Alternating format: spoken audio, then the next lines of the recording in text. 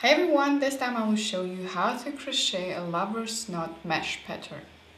First I will show you the basic lover's knot, and for this we have to start with a slip knot.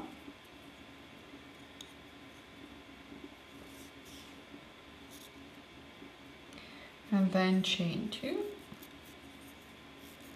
and crochet single crochet into the first stitch. Then pull up your loop like this, and you can decide whether you want to have a really big loop or a smaller one, so it depends how you would like to have your mesh pattern. Then we have to chain 1, so make sure it stays. Chain 1, and then you put your hook in between here and then crochet a single crochet, and that's it. So this is the basic lover's knot.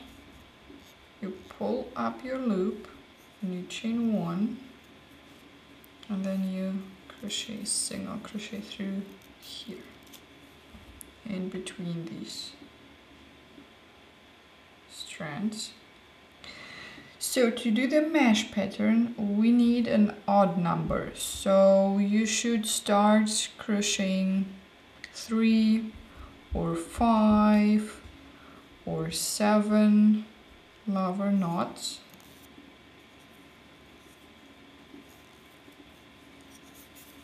So I will do 5.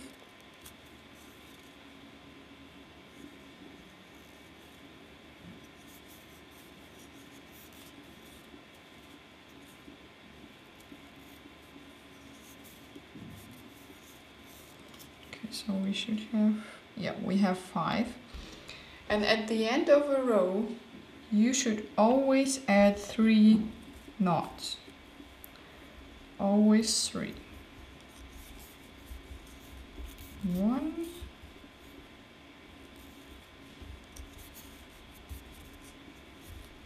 2, and 3. Okay, so now for the first row, we count 4 knots. 1, 2, 3, and 4.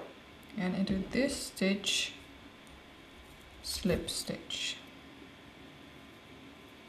So this is the single crochet in between.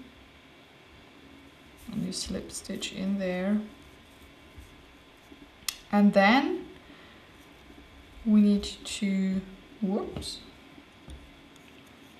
we need 2 knots.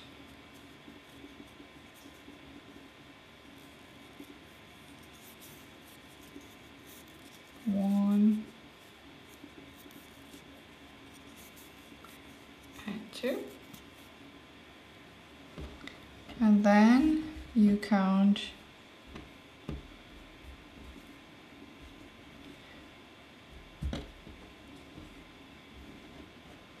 here also 1 and 2, and in between a slip stitch.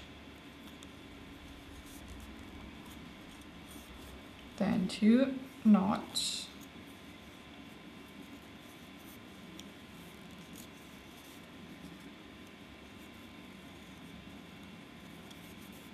And the second. And then 1 and 2, and in the last one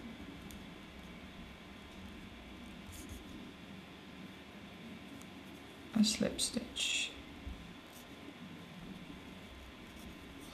Okay, so we are at the end of the row, and this is how it looks like. So this is your first mesh row, and now at the end of the row, as I told you, we need 3 knots, always 3 knots. 1,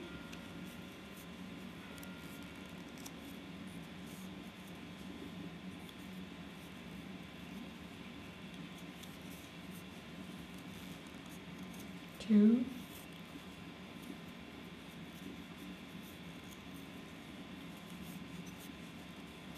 and 3.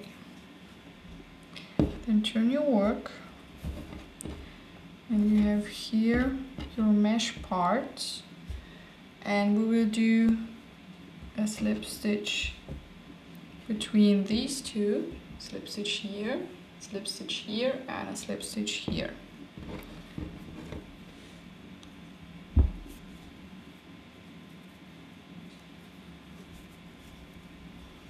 After the slip stitch in between, always 2 knots. So at the beginning of a row or at the end of the row you need 3 knots for the next row, and in between we have always 2 knots.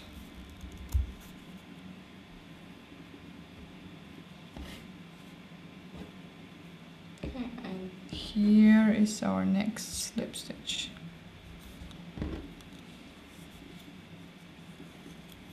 Then 2 knots.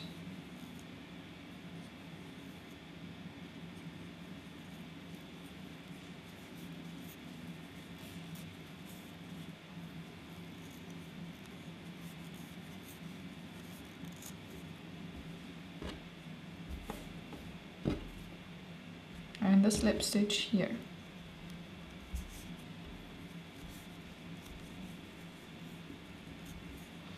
Now we are at the end of the second row.